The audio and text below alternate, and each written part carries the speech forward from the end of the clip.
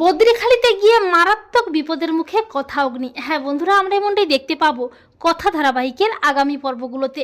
কথা তার কিছু গুরুত্বপূর্ণ গাছ আনতে এবং জুনি তার ইতিহাস নিয়ে কিছু লেখালেখি করার জন্য বদ্রীখালী নামে একটা জায়গাতে যাবে বলে ঠিক করে নেয়।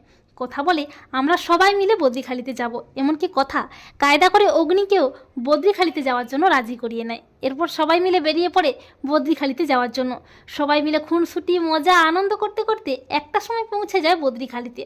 অপরদিকে চিত্রা প্রান্তিককে ফোন করে জানিয়ে দেয় যে কথা অগ্নি বদ্রীখালীতে যাচ্ছে। তখন প্রান্তিক বলে কথা অগ্নি ওদের দুজনকে একসাথেই শেষ করে ফেলবো, এটাই তো সুযোগ, ওরা আর বদ্রীখালী থেকে গুহ বাড়িতে ফিরতে পারবে না। এরপর কথা অগ্নি ও বাড়ির সবাই মিলে একটা গ্রাম্য হোটেলে গিয়ে ওঠে। সেখানকার লোকজনেরা বলে এখানে যক্ষব নামে একজন আছে যে রেগে গেলে কাউকে ছাড়ে না, আর এখানে সন্ধ্যার পর থেকে কেউ বাড়ির বাইরে বেরোয় না, এই জায়গাটা খুব একটা ভালো নয়। তা শুনে কথা অগ্নিও সবাই চমকে ওঠে। কথা বলে আমরা এখানে এসে নতুন কোনো বিপদে পড়বো না তো? তো বন্ধুরা, তোমাদের কি মনে হয় কথা অগ্নি কি পারবে ভয়ানক অজানা বিপদের হাত থেকে নিজেদের বাঁচাতে?